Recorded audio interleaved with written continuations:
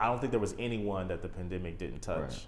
You know, I know people are probably tired about hearing about COVID or, you know, or what the pandemics had impact on business owners, but just being able to manage and weather the storm, man. Mm-hmm. Like, you know, we were at a point where when the pandemic kicked off, we didn't know we were going to keep our doors open.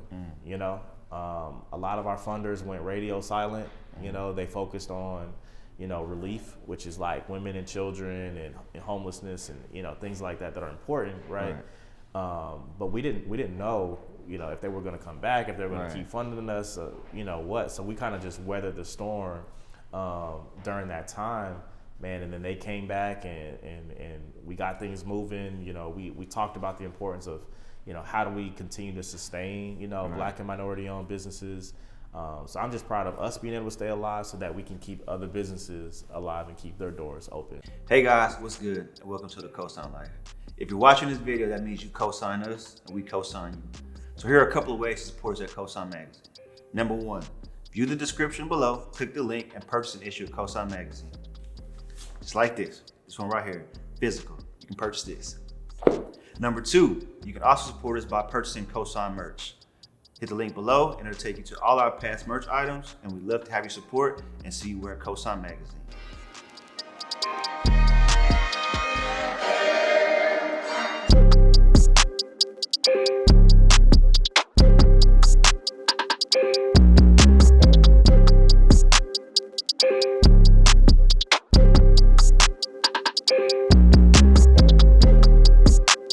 So world, thank you for tuning in to another episode of COSIGN Conversations.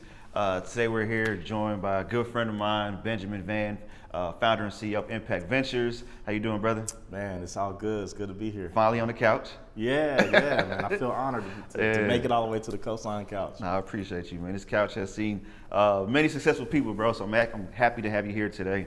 Me and Benjamin go way back, and this is going to be a great episode for all of our entrepreneurs, startups, and small businesses who's been inquiring what accelerator programs are, how to get funding, and, you know, things that's been facing the Black entrepreneurship community. So we're going to dive into all that today. Before we get started, man, I really want to get your backstory. I seen somewhere that you actually used to play football. Yeah. And now I see you like, man, he's strictly professional. My man be on 10, business at all times, man. Kind of tell us how you got from football to where you're at today. Yeah, man. So, you know, I'm originally from the Midwest, you know, home of basketball, you know, KU, Jayhawk basketball and all that. But, you know, unfortunately, I wasn't 6 foot, you know, taller, so I had to go the football route. I feel your pain. Same here, man. But yeah, man, you played QB in high school, you know, was a 1,000-yard rusher, 1,000-yard passer. Oh, wow, nice. Yeah, but had an opportunity to get a couple of scholarships, you know, across the country as well as local, you know, but really wanted to stay close to home, close to family. So got a scholarship to Washburn University, in Topeka, Kansas. That's a Division II. And we've actually put, every year since I graduated back in 2010, we put a guy in the league. So, oh, wow. Yeah, man. So we're on the map. But yeah, man, had a chance to play college football on an NCAA AA level, but then also had an opportunity to play indoor football, so arena football. So that was kind of my professional stint. I was a defensive back, cornerback. DB. Yeah, man. Rocking heads. You know, I'm a totally different person on the field than what you've known me to be, man, in the business world. But I still take that tenacity and that level of like dedication and attention to detail, you know, to the boardroom and on a business level. Right. But yeah, man, a lot of people don't believe it until I get out there on 707 and, you know, jam them up a few I didn't times, believe. I was like, nah, not Ben. I got to do more Throwback Thursdays, you know. You got to. But you made a great point though, because myself too, I'm not 6'1", 6'2", so me being 5'7", playing basketball, I'm different when I hoop too. Like, I'm a laid back individual, you know what I'm saying? So when people see me, KG's cool, calm, collected. But then, you know, once, you know, the referee blows that whistle and it's time. In between the lines, anything goes, man. I'm the same way, man. I like to talk, you know, I'm like Richard Sherman, you know, kind of hothead on the field. But, you know, my favorite player was Rondé Barber, you know, from his he was a cerebral, guy. He wasn't the biggest guy, 5'9", Right. 185, but he was always 2 or 3 steps ahead, Right. of his opponent. And so that's what I admire about his game, Nah, for sure. being in position. Definitely, So- man. Do you so being an athlete, brother, it was a different type of energy we used to get, excitement we used Oh, to get man. playing, right? Does business fulfill that excitement for you? Man, it does, but it's a little nuance of like Right. that competitive spirit, because your opponent it switches from being someone else Right. to yourself. So it's like you're looking in the mirror and it's Good like point. me against me. Right. And it's like every day, how can I beat me every day? Right. I tell a lot of young kids, when I used to coach, I had one of my mentees that went to the NFL, and I tell them, once you play collegiate sports, like it turns into a business. You know what I mean? Like your freshman year, it's like, all right, I'm out of high school, Right. I'm here. Once it turns into a business, every day you show up, you clock in, it's like you got to be better than the next person Right. ahead of you. And you got to keep being ahead of them, because at any time that person could be outworking you. They For could sure. be doing extra reps in the weight room. They could be doing extra reps in the film study room. Definitely. And next thing you know, they come back a summer and they're faster than you, they're stronger than Yeah. you. They understand the defense or the offense a little bit better than Right. you. So it's like in entrepreneurship, it's like you have that same mentality, but it's against like you. Like, how can you learn more? Right. How can you be a better leader, a better manager of people? Definitely. So it's a different set of skills, but they definitely transfer from sport to business. But definitely. that little nuance of just Yeah. being able to like, that feeling of winning the game or just making that play, Right. Yeah. I try to emulate it. Sometimes in my office I do a little, Yeah. when I close a business deal or something like that. That's what I was gonna say, man. I think for me, that's where my excitement will come from. Like, my thing was I was a scoring point guard. So okay. I I was I'm a pass first point yeah. guard, Now I was yeah. scoring. See, I was only a point guard because of my height. Yeah. My high school, everybody was like 6'1" and under. So, our center was 6'1". You know what I'm saying? So I had to be point guard. So, I'm gonna shoot first. So I got a shot. I'm gonna shoot. I'm gonna score. But then I would pass, right? So, me getting 15, 21 points a game, that's like I'm loving it. Like I got that energy. So for me, it's the same when I close a sponsorship deal or I book a big person for an interview. Like I get that same feeling. I mean, it's not the same as on the court, but it's like right. you kind of got little nuances of where you feel like, okay, I remember this feeling, and you try to replay it as many times as you can over and over. Yeah, man. It's definitely it's a head game. It's a strategic game. Right. There's X's and O's in Definitely. businesses of closing the deals, just like there are in running that play. Right. I was a true point guard. So, Okay. 12, 13 assists a game for me. I was like, okay, yeah, my big that's guys nice. is eating. Yeah, nah, for sure. So, was small business entrepreneurship, was that always instilled in you, or what happened? What did you go to school for in college, and how you transitioned out? Definitely, being a fifth generation entrepreneur, I talk a lot about my grandmother. Okay. She was one of the first women pastors in the PAW, Pentecostal Assemblies of the World. Okay. But as you know, sometimes, you don't really get to know your grandparents or your parents Definitely. until you get older. Right. You Same know, here. and so, I went home, it was probably about maybe 10, 12 years ago. And I took my grandmother out to lunch, and I started asking her about her life, because we just know her as Grandma the pastor or Right. things like that. But she actually had a seamstress business, and one of her life goals was to be a seamstress on Broadway. But at that time in that was probably like the 40s and the 50s, maybe 50s and 60s. Women were only allowed to do certain things like Right. being nursing, being educators and teachers and things like that. So her slogan was sowing souls for the kingdom. And so she would make all the big church hats, Right. and she would make our Easter clothes and things like that. But on the rich side of my family, it really goes back to owning car dealerships, to owning farmland, to renting out equipment, farmland. And a lot of that stuff was taken by the federal government, back in the New Deal, that era, back in the 30s.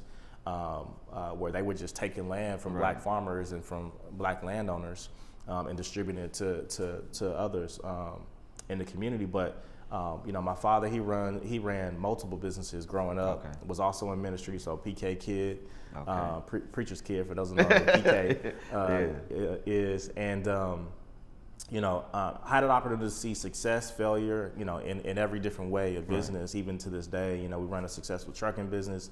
I have a unique opportunity to be able to help the family business in that way. We've seen one of our best years yet, last year during the pandemic. But so I've always had exposure to entrepreneurship and business at a young age. So I had the opportunity to major in finance when I went to Washburn.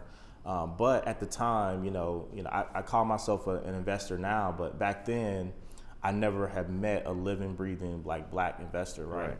And so, being a college athlete, a lot of times people say, athletes, y'all get catered to, y'all get baby, y'all get all the stuff, but it's really a full-time job that you don't get paid for. I mean, now they get paid for it. They getting deals, Nike deals, everything now. But back then, you were doing a full-time job, which felt like for free, but you're getting a college degree, but at the same time, you're missing out on a lot of different student part of the student athlete the other student gets exposure to. So my senior year, when I had an opportunity to, you usually redshirt, right? So you're kind of like that redshirt scene. So you got another year before you actually graduate school, but it's your last year of football. I had an opportunity to join the Washburn Finance Society, and we went on a trip to New York for a conference called GAME, a Global Asset Management Exchange Forum put on by Quinnipiac University.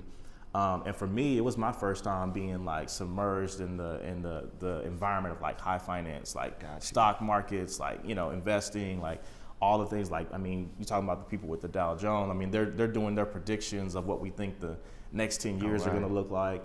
I was one of the very few black people that were there. I went with a couple exchange students from China. They wanted to eat, Japanese food and Chinese food every day. I couldn't do it. But it exposed me to a lot of areas where I didn't get to see growing up. Growing up on the other side of the tracks. My childhood, we weren't, we had everything we needed, but definitely not everything, that we wanted. But that exposure for me came through a book. It was a brother that wrote a book called "Why Do White Guys Get to Have All the Fun?" And it's by Reginald F. Lewis.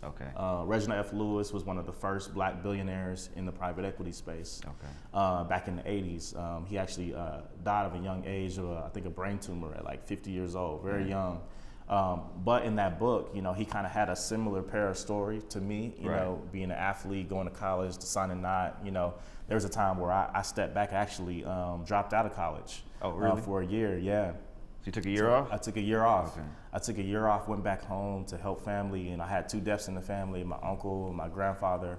Felt like if I was closer to home, I could be there to help, stop things from happening, right? Definitely. But that's never the case.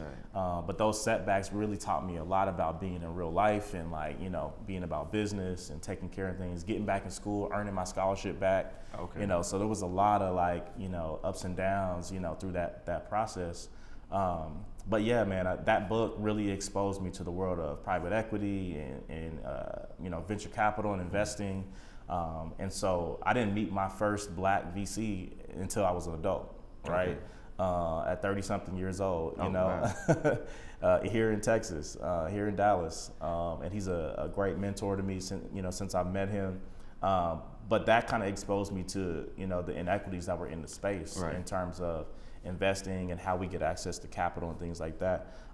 So I like to say, man, if you don't have a mentor or you don't have, they always say you can't be what you can't see, but you can find it in a book, So for me, my first kind of mentor and exposure to the space was reading that book and hearing his story. Who introduced you to that book? Because, that essentially kind of changed your life. So who introduced you to the book, or you just randomly find it? No, so actually, so I, the greatest fraternity known to man, is Kappa Alpha Psi Fraternity Incorporated. I had an opportunity, again, when I was on the student side of being an athlete, to pledge Kappa at that time. And, when you're looking at, who were the guys that went before me and who were the guys that made a notable impact on the world and were part of the fraternity, Reginald F. Lewis was also a member of Kappa Alpha Psi. And so, just seeing some of the guys that were in different spaces was like, okay, let me research and see who this guy is. So as I started to understand his story and what his contributions and things like that, that's kind of how I got exposed to that book, and that's when I left college, ended up working in finance and Fidelity. So all that kind of inspired my path, because when you graduate, you don't know what you want to do. You're like, okay, I got this piece of paper, but where do I go? What do I do with it? Family had moved to Texas, and so I was like, well, I guess I'll move, along with you, and then that's how things kind of just took off. Got you. So being an investor it's a beautiful term. Everybody wants to be an investor, right? Everybody has an investor in their bio, but you were truly an investor early on. You went to school for finance. You've seen what it actually looks like on the highest level. Kind of talk to us about what being an investor really is, what that really means, and the work that really goes behind it. Yeah, so I'm glad you brought that up, because I talk about that a lot. But the truth is, anybody can be an investor, right? Like that's actually true, right? But there are investors that act on behalf or are fiduciary responsible for other people's money, right? And the difference is, you're going to take care of somebody else's money in a different manner than you're going to take care of your own money, right? And so one of the biggest things that people truly don't get exposure to is the amount of work that goes into understanding what are all the pros and cons and potential negatives and positives, right, of investment. Sometimes, depending on the makeup of who you are, some investors could be tied up in, the emotional side of the opportunity, right? So they're emotionally driven. Some of them are numbers or factual driven. Sometimes it's just plain dumb money because you got so much, you can afford to lose it, right? There's funds out there, like that. But the biggest side is just the discipline that comes with being an investor, and knowing that, if you talk about venture capital in terms of this asset class, right? It's a very risky asset class as it is, and it's a very hypey asset class, right? Definitely. So every deal is the hottest deal to the entrepreneur that's pitching, right? And so do you have the discipline and the diligence to be able to cipher through the noise and the hype, right, and really understand the underlying asset of what you're investing in. And at this stage, when you talk about venture, you're investing in the entrepreneur, right? And so the entrepreneur, you got to know, okay, do you have high enough emotional intelligence to read, does this person going to be diligent about your money, that you give them? Are they going to spend it the right way? Do they have the right roadmap and plan to go forward to attack the right things at the certain time that they are in the business? Those are all things you have to kind of probe for and poke for, but then have I'd say, again, back to emotional intelligence, to be able to work alongside an entrepreneur and kind of steer them in the right direction if they're not, in a way that doesn't feel like you're overtaking, their business or telling them how to run their business, but you're become a partner, in the business, and the entrepreneur feels like you're a partner and you're operating in their best interest. So. It does help to have the financial skill background, because, at the end of the day, if you can't run the numbers, you know what I mean? People can honestly get over on you, right? For sure. And if you don't know the numbers and you don't know how they arrive at a number, that's how scams happen. That's how, people get cheated out of big deals. And so, there's a number of things that go into it. When you're on the corporate side, right, it's a whole different story, right? Because you're probably handling one part of the process, versus if you're like me, you're handling start to finish, right? You're doing the due diligence, you're doing the market research, you're doing the technical assistance in terms of helping the entrepreneur. So it's actually a lot of work, more work than people think. VCs just sit up in the ivory tower and say yes or no, There's a lot of work that goes into it. Okay, so before we dive deep into it, let's talk Impact Ventures, right? So you previously at Fidelity, you left to start your own accelerator investment company, Impact Ventures. Kind of talking about what Impact Ventures is and why you want to start it, and then we'll get into these details and these numbers that everybody wants to know about. So I had the opportunity to, again, come out of college to work in finance, work in various roles within Fidelity. Had an opportunity to work for a national organization doing fundraising for park developments, and it got exposed to philanthropy and really how to raise money from donors and foundations and corporations and things of that sort. So built a lot of those strong relationships through those roles. And then I had an opportunity to work for a startup that was doing microfinancing for women in developing countries, specifically in South America. Okay. And so we were doing underwriting for women who were doing, anything from pottery to shoemaking to, any type of basic needs business, right? You can think of in a developing country, which takes a different level of empathy, for what they're doing and how their environment's set up. But all those exposures to different types of finance, really led me to say, okay, what I know about, Black and brown founders, that ultimately they typically don't fit into the structure of like traditional small business banking, traditional, loans like an SBA loan or something like that. We can't just walk into a bank and say, give me a loan, right?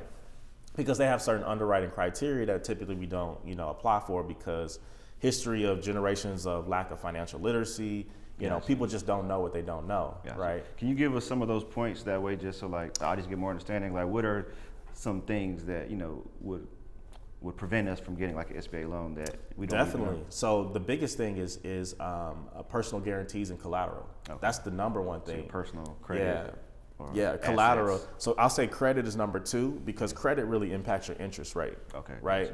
But collateral is basically saying, like, what do we have as a safety net to know that if you cannot pay this loan back, what can we take of equal value? That's real estate or if I want to go get a food truck, what do you have a house, right? Exactly. So you talk about the cornerstones of wealth building, home ownership, entrepreneurship. Most of us don't own houses that we can take a line of credit or can put up as collateral for equipment that we want to buy for a business, right? And so because we don't have those kind of paramount fundamental things in place economically, it puts us in a disadvantage, because if I'm trying to go for a $50,000, $100,000 loan and I don't have something of $50,000 or $100,000 of value, you might have a car note, but you don't own it outright, right? So you can't put that up as collateral for. So collateral is one of the biggest things. The second thing is credit, right? Credit, really dictates like the level of credit score. So everybody knows credit scores relates to car loans, right? You got an 800 credit score, you can get a 2.9, 3.1, interest rate. So same thing in the business arena. You got a higher credit score. You're going to have a lower interest rate, right? But to be able to actually do the deal, there's three parts of that they're really looking at. Is the credit of the entrepreneur, if they have collateral for the business, and then the underlying assets of the business itself, right? So that's cash on hand, that's equipment that it owns, that's revenue it brings up, that's revenue projections.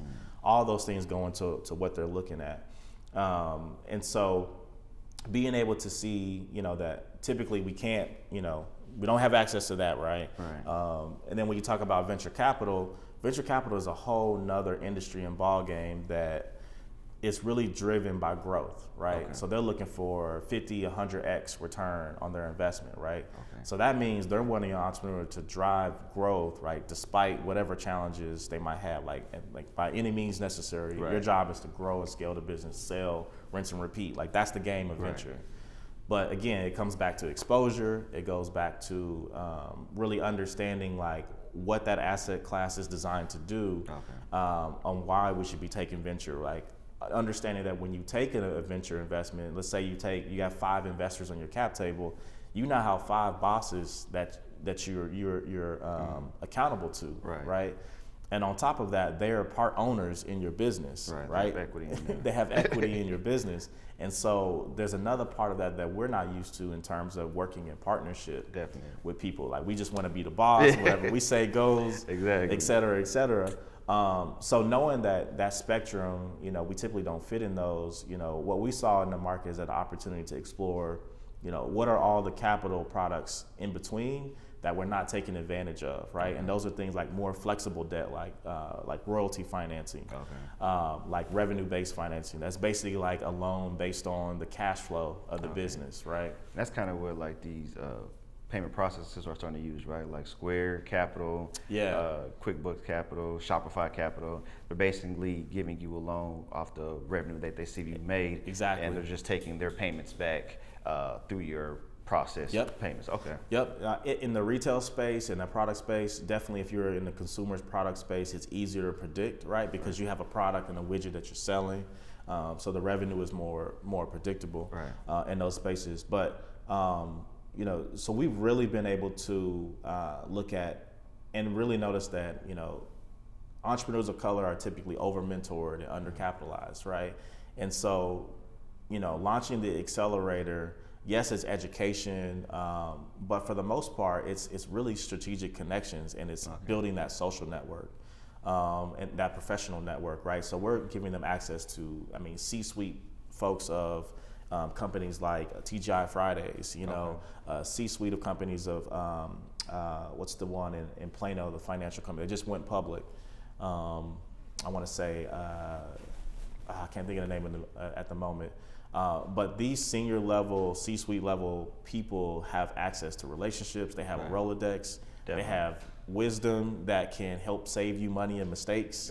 And these are relationships that would have taken them years to build by not going through a program. I think of a lot of the relationships I've been able to build with investors, with corporations. Like, that took me a decade to build those relationships. You know what I mean? And folks get to come to our program for 12 weeks and they get instant access, to those people.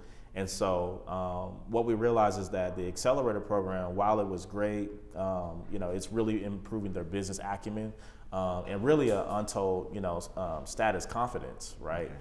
The confidence to be able to walk into a meeting and say, this is what your company is worth, or this is how much you're raising, and not bat an eye, and be able to back that up with numbers, and then be able to back that up to say, we're the best team to execute, on this.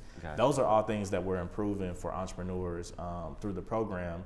And then the other thing we said is, once they leave our program, they weren't finding a capital product that aligned with them because they were too early, or it wasn't the right, industry or industry lane or vertical or whatever. So we said, okay, let's be our own capital providers, right? And figure out what type of capital product works for our entrepreneurs. So that's where the fund came in. And we started to say, okay, what is this kind of integrated capital where we can use a combination of grants, debt, and equity to be able to fund entrepreneurs. So, yeah, man. Man, since you started, kind of talk to us, like I said, we love numbers. Kind of talk to us about how many businesses you funded, how much has it been since you started? I kind of give us those points because you're doing some amazing things, and I feel like once people really hear about the impact you're making with Impact Ventures, it'll start to resonate more. Yeah, man. So 2017, we've probably impacted over, I would say, 4,500 people through hackathons. We used to do hackathons, training workshops, networking events like, our Tribe Talk event, different events that bring people together. But in 2020, we actually launched our first accelerator cohort. So now we're on cohort 4. So we've traded over 120 entrepreneurs. 84 companies have gone through the program. So collectively, they've been able to raise $6.5 million, and that's just since 2020 in the pandemic, right? So collectively, we've been able to deploy over $500,000 in capital of our own in a combination of grants and equity, as well as debt.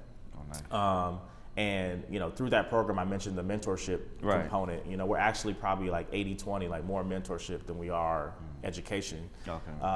Just in the last program alone, we engaged over 160 mentors from across the U.S. that participated in the program in some capacity, either as a lead advisor, a subject matter expert, or they've been a part of any lab or group training that we've done. And they've participated in over 4,100 hours that we've offered, to these entrepreneurs. So it's a very intense and rigorous program. The entrepreneurs will tell you it's 3 days a week. So in person? Yeah, we're virtual right now. Yeah, 100% virtual right now. We'll do a combination coming up in the next cohort, but 100% virtual, 3 days a week. They're doing 90-minute sessions a week, so it's a lot of work. They have deliverables, weekly deliverables that they have to turn in. They meet with their lead advisor every week. They meet with our staff every week, for office hours. So it's a lot of work that they put into it. And then the other thing is, we just closed out the first investments, the first 2 investments of the fund back in Q4 of last year. Invested in a company called AlgoPair, which is a automated trading platform that he's trying to bring institutional grade trading tools to the 99%, right? Okay. Is what's kind of what he says. Yeah. So everyday people like us that don't have opportunity to work with like these, really expensive, JP Morgan, Fidelity, people that manage their assets, you're able to do that using these algorithms that they built. So it's an auto trading platform. And then the other company is called College Cash. Okay. He basically took the concept of everyday behavior and said, how can we use everyday behavior to drive student debt relief? Gotcha. So he works with different brands that basically you can post pictures, so you can be an influencer and post pictures, and you can get paid for those pictures. But instead of them paying you in I guess, to go directly to your bank account or whatever, it goes to your student loans. So that's a good idea. Yeah. So think about all the influencers, the Gen Z, the Gen X, Gen Z that's really like heavily on social media. You can post pictures, basically advertising their platform. Say Starbucks has a special for, a Christmas special for, whatever coffee they're offering. You could post a picture basically advertising that. But for the corporations, it's a benefit because the marketing dollars can be written off, at the end of the year. And then that money goes to paying student debt, right? Gotcha. So they started with that lane, but they want to move to from student debt to mortgage to. They basically want to tackle the whole debt industry. But they're just kind of saying, well, how can you do that with everyday behavior? Well, people like posting on social media, so yeah, they're already posting. So great founders, both from Dallas, nice. that we've invested in, and then there's a few other companies we're looking at to close out this Q1, with some investments as well. So overall, man, I think we're in a really interesting place in our country with what we're kind of coming out of with the pandemic, with the cry for racial equity, to where we're really trying to change the systemic issues that are going on. We don't just want a Band-Aid where people just let me support one time and then move on. This is a sustained effort for us. This is a goal of us. So our goal is to invest and lend $20 million over the next 10 years in women and BIPOC-led enterprises. So yeah, man, I'm just excited to be in a position to bless other people. So. That's amazing. What I do want to ask though, man, is because you talked about education, mentorship, and information, right? But a lot of times, Black and brown entrepreneurs, right? We don't know where to start, right? Yeah. And what you guys providing are an amazing opportunity. So, how do you even get your business or yourself ready for these opportunities? Because a lot of time, what I've seen, and we've seen it through the PPP, I'm gonna call it era, is that a lot of times Black and brown entrepreneurs, we don't have our business set up properly to be able to accept or even apply for certain opportunities, right? I'll give you an example, and I'll just put myself out there. For a couple years ago, I was working with a tax person, and they would always push for me to report that I lost, so that I could receive tax benefit. Yeah. But then when you get an opportunity to where you want to apply for a business loan, well, you've been in the red this whole time. You're not profitable. Right. So it kind of backfires on you. Essentially, right? But we're so used to getting the right now money, like tax coming up, right? So where do you kind of see the switch that Black and brown entrepreneurs really need to do to be able to prepare for these opportunities, like an accelerator program, or if they do want to essentially seek VC? Well, I mean, I like most of the times. I think a lot of people like to separate business and personal, right? Like you as an entrepreneur, the hat that you wear as an entrepreneur, and the hat that you wear as just an individual, right? And oftentimes, like, that individual hat has to be like solid, and it has to have a foundation before you can. So a lot of entrepreneur courses that you would take, before they even start talking about business, they start talking about you as an individual. What is your relationship with money? How do you manage money? How do you manage time? Right? If you suck at time management as an individual, you're gonna suck at time management as a CEO, right? So a lot of it is looking at the individual and saying, what's the motive behind why they want to be an entrepreneur? They always talk about a book by Simon Sinek, Start with Why, right? So what is the driver and the motivation behind wanting to be an entrepreneur? Like, if all those things are in alignment, I feel like it puts you in a better position to learn to be an entrepreneur. And then the truth is most small business owners didn't graduate business school, No, for right? sure. They were passionate about an issue and they wanted to solve it. So at heart, entrepreneurs are problem solvers, right? Right. And so problem solvers, as much as you're looking for problems to solve, you have to be just as diligent on searching information. And the thing about the age we're in now is that information out there is free, it's available. Like YouTube is a great resource. So I would say to those that want to start right, reach out to the local SCORE, the SBDC. These are national, organizations that train and provide free resources for entrepreneurs to kind of get that basic, ground level, start level. I'll say for us, we kind of focus in that 201, 301 range. So once they've started, they've gone through a program or they've been an entrepreneur for 2 or 3 years, then they come to us when they're in that building and that growth phase. But the ones that are starting and getting ready, I always say there's 3 types of businesses. So the first business is going to be your generational business, right? So this is a business that you want to grow and maybe pass down to your kids or your nephew or whoever, right? So think of like laundromat, barbecue joint, those are legacy businesses or generational businesses. Second, you have lifestyle businesses, right?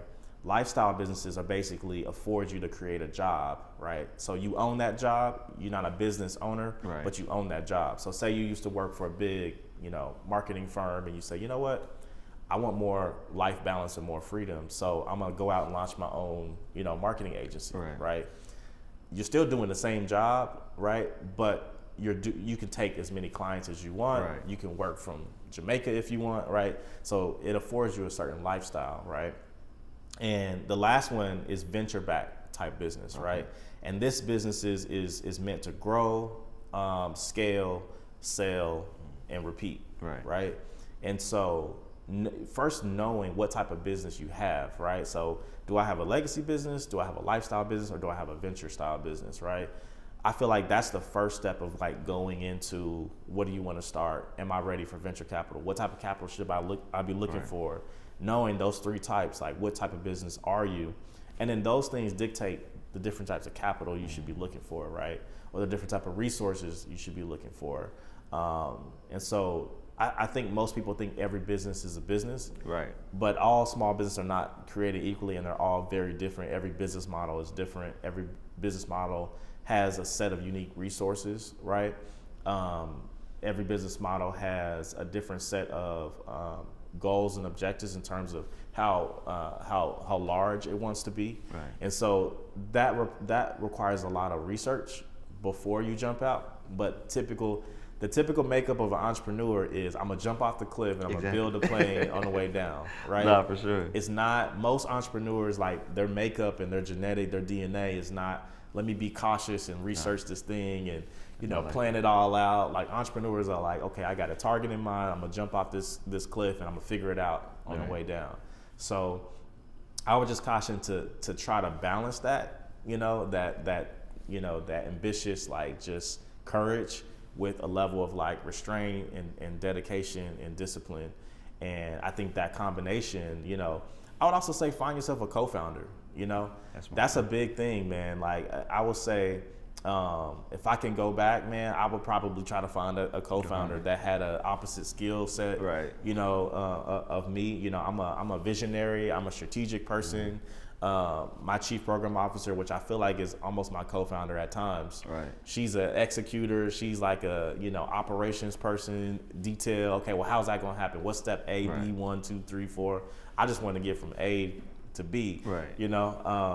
So finding someone who can complement your skill is crucial, because you don't have to go at it alone. Definitely. There's 7 billion people. You can find one person that's passionate around what you're trying to build. Well, this brings up a great point. So for somebody like you and I who've already created, our business, right? What would that look like for you today, right? And how would you even go about that? Because you've already put in the sweat equity. You've done a lot of the work. So bringing a co-founder, what would that look like? Man, so if you're in a position where you've already kind of built a brand, you've already built, kind of the assets, what the organization is, you built that, and you want to bring in a co-founder, you really have to decide what are the core things that you need out of this person, right? Are they a co-founder that's in capital only? You know, you can have a silent partner. You know that hey, you're a co-founder, but what you're bringing to this is capital, right? Or do they have a unique skill set or a unique network that's like essential and crucial to the success of the business, right? So let's take you for example, like, you know, COSIGN, and you're like, look, I'm trying to bring in a co-founder, and you like, look, the ex-founder of, you know, what's his name, of Ebony magazine, or you know, he was like, look, I see what you're doing. I think this is great for the next generation. I want to jump in inside of you. Like, that's the type of person that you're like, okay, I know that what they're bringing to the table is something that I can't provide. You know what I mean? Or they can provide it right now, or it would take me a lot of time. So you can consider that, right? And then, you know, when you talk about, you know, ownership, obviously you want to have, you know, the one of the cornerstones of being in business. You want to have an accountant. You want to have a lawyer. You want to have a bookkeeper. You know, these are things you just need to have. So having a lawyer present that can basically say, okay, what are they bringing to the table, and how much value of that is to the organization in terms of what that percentage, you know, want to give should they be a majority owner? Should they be a minority owner? If they're minority owner, what's that percentage?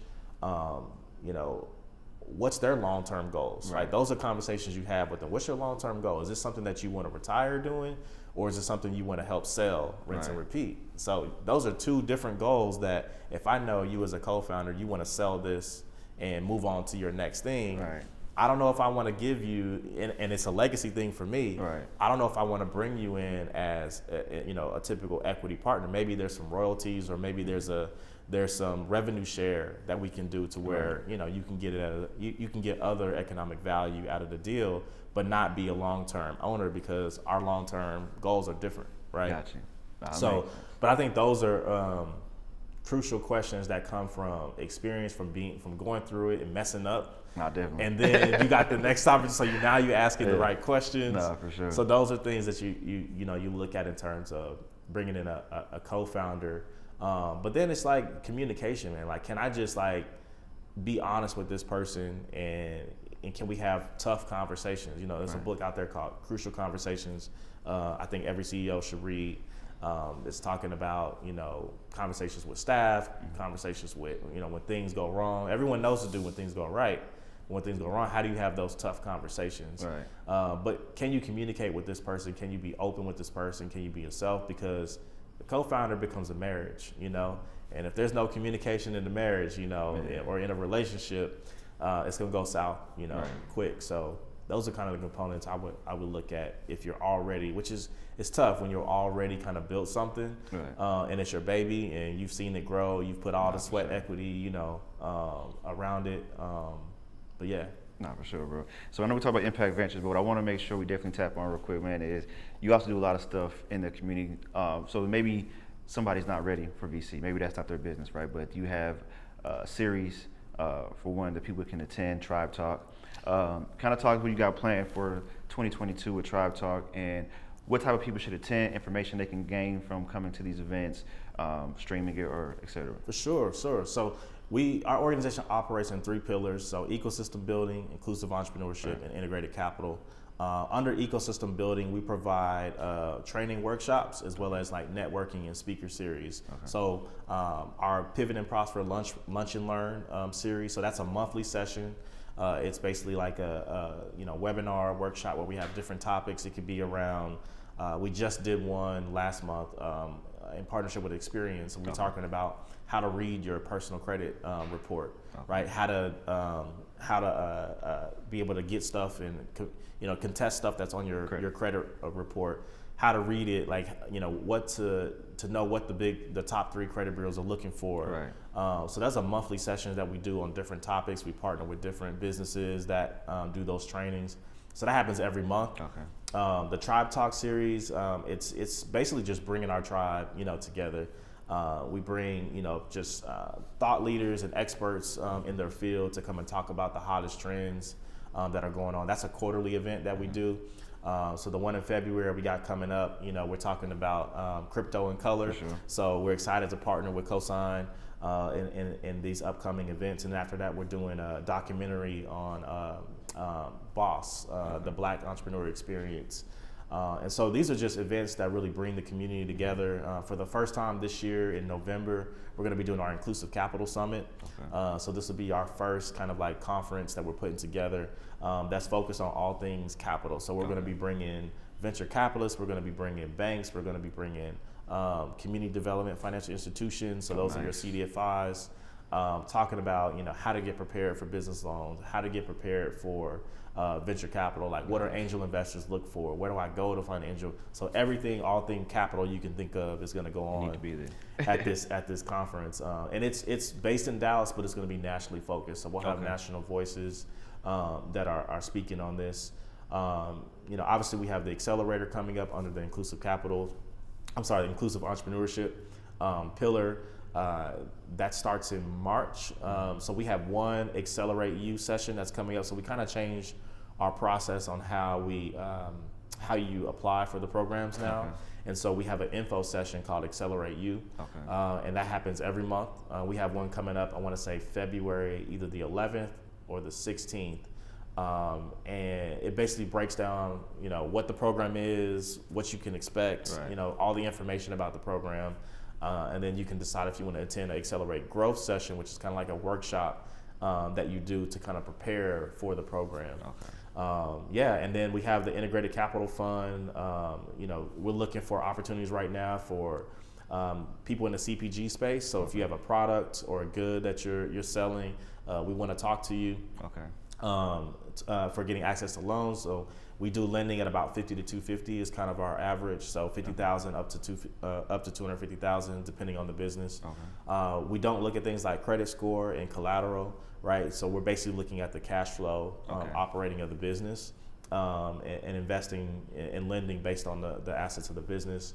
And yeah, man, we're looking forward to this year, just being a even bigger year than we had in 2021. Gotcha. Our theme for this year is collaborations and partnerships. So definitely. Our goal this year is to collaborate, partner with every single group that wants to partner with us, that wants to be a part of what we're building, right?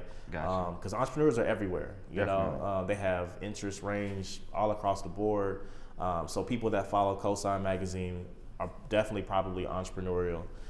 Creative, what I mean? And so we want to partner with as many groups as we can to try to get these resources out in front of people that need them the most. One thing I know, as soon as I put this out, they're going to ask, 50 to 250, where do I apply?